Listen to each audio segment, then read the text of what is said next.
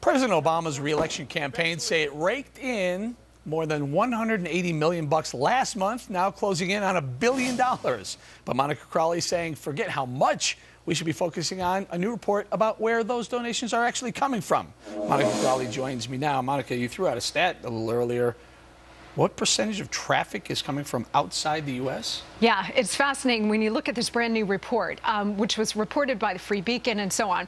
You'll see that 43% of all web traffic going to BarackObama.com, which is the campaign website, 43% of all web traffic going into that website comes from foreign IP web addresses. Now, we're not talking about donations, but we're talking about the total traffic. But it makes it much easier for foreign donations, which are illegal under our system, to come into the Barack Obama campaign. Right, now talk to us a little bit about what they found as far as foreign donations and the filter when you go to make a donation. Tell us about the filter on the campaign website. Well, under the system we have now, if you donate to a campaign and it's under $200, it doesn't have to be reported. So you can have all kinds of dummy people mocked up. You can have dummy corporations mocked up. If they're donating under $200, it doesn't have to be reported. We saw this problem last time around 4 years ago with the Obama campaign. All these investigations showed that so many of his campaign donations, hundreds of millions of dollars, could not be traced. They were untraceable. One of the reasons why is, as you just pointed out, there was no, and there's still on the BarackObama.com website, there is no verification firewall. Meaning, if you go on any website and you want to buy something, usually you have to type in the credit card security number, that 3-number thing. There are all kinds of firewalls so that they can trace you to that credit card, you as an American citizen, you as to a U.S. address. The Obama campaign does not have that firewall in place. Now, they got caught last time around 4 years ago not having this in place. They fixed it. But this time around, when they ought to have known better, if we give them the benefit of the doubt that they didn't know what that was, they ought to have known better, and they still don't have it in place. And here's the kicker, Eric.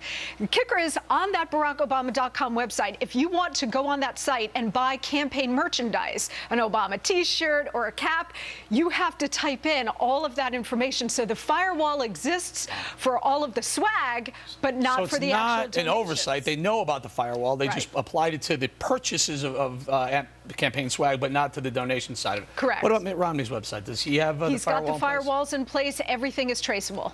Okay. Monica, last night, President Obama maybe making an excuse, maybe a sign of desperation from the campaign, saying, look, we're doing a lot of things. I'm not perfect. Take a listen to him last night. Incredible professionals. They're such great friends, and they just perform flawlessly night after night. I can't always say the same.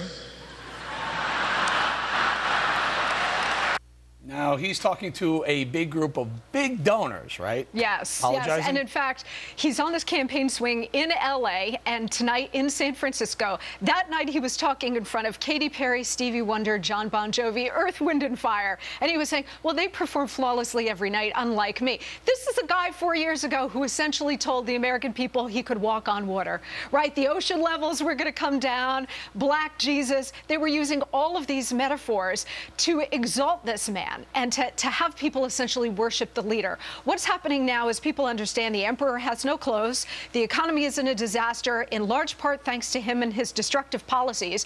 We want somebody who's going to fix this. We want a human being, not somebody who's painted himself as above everybody else, a transcendent figure.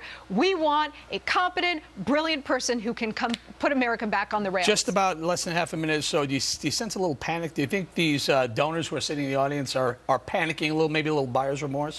Well, I think there's a lot of buyer's remorse in the country. These big celebrities, they're diehard Democrats. They're on the far left anyway. I think they're a little worried about their guy at this point, and they should be. All right, Monica Crowley, what's the name of the book? What the Bleep Just Happened. Thanks, Monica. Thanks, Eric.